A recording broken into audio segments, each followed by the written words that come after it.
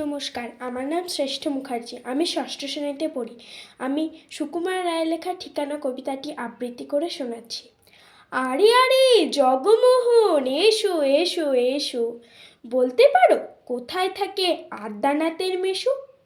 আদ্যানাথের নাম শোনোনি? খগেনকে তো চেনো? শ্যাম পাগজি খগেনেরই মামা শ্বশুর যেন। শ্যামের জামাই কেষ্টমোহন, তার যে বাড়িওয়ালা কি যেন নাম ভুলে গেছি, তারই মামা শালা। তারই পিসের খুড়তুতো ভাই আদ্যানাথের মেশো লক্ষ্মী দাদা। ঠিকানা তার একটু জেনে এসো। ঠিকানা চাও? বলছি শোনো। আমড়াতলার মোড়ে 3 মুখোদের রাস্তা গেছে তারই একটা ধরে।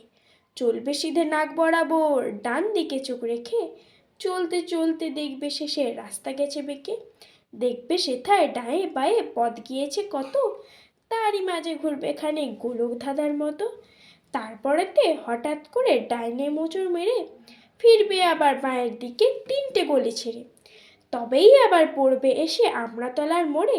তারপরে যাও যেথায় খুশি, জ্বালিও না কোমরে। নমস্কার।